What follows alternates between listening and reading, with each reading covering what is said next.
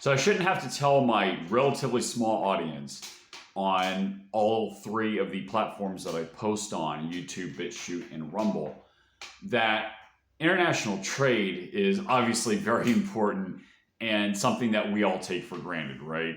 All the items in our house, whether it be something made of plastic, which is derived from oil, or the natural gas that is cracked into making different chemicals, including nitrogen fertilizer, and the importance that is for food production. All of this is very dependent on international trade and freedom of the seas. And that is currently being threatened in multiple places, with the United States and European countries like France seizing vessels from the shadow fleet, from various shadow fleets, from the Persian Gulf, which is currently a toll booth right there in the Strait of Hormuz, with Iran controlling who goes in and out of that area. You have the Houthi rebels that is blocking access, or at least attempting to do so, access to the Red Sea, which goes through the Suez Canal, which is a very important pathway there between Asia and Europe.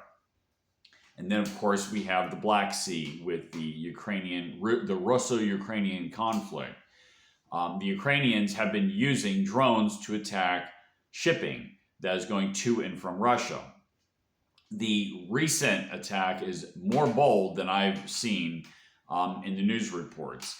The recent attack attacked a Turkish vessel that was taking goods from Russia and through the straits. They were loading crude. So the sanctions on Russian crude has been lifted because of the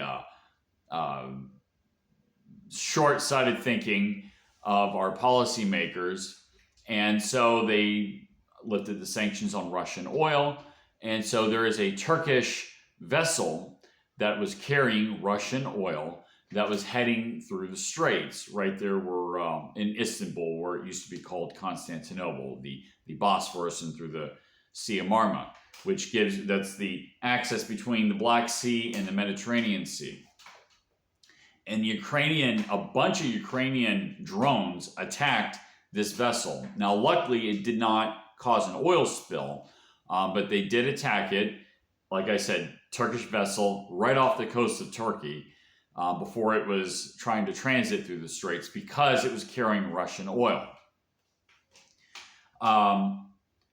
I don't think that this was something that was authorized by the West. This was strictly a Kiev regime idea. And obviously, this is not good. That means the Black Sea is already a conflict zone, but now the conflict zone extends all the way down to Turkey. You're talking about insurance rates going up, possibly, if this is something that is looked at as a sustained attack. You're talking about possibly, if this is a policy on the Ukraine regime, and I think the United States will pressure Ukraine not to do this, but potentially you're talking about disruptions of oil coming from Russia through Turkey. And Turkey, like I said, this is right off the coast of Turkey, and it was a Turkish vessel that this happened to. So this is a bit of an international incident. Turkey is a member of NATO. So imagine Ukraine attacking a member of NATO. And by the way, the second largest military in NATO, a lot of people are not aware of this, Turkey is a very large military power. So this is interesting. It caught my attention as soon as I saw the headline. And so, yeah, it's not smart on the Kiev regime to attack such a vessel. But they're in a desperate situation. All the munitions that normally would be given to Ukraine is now being used up against Iran.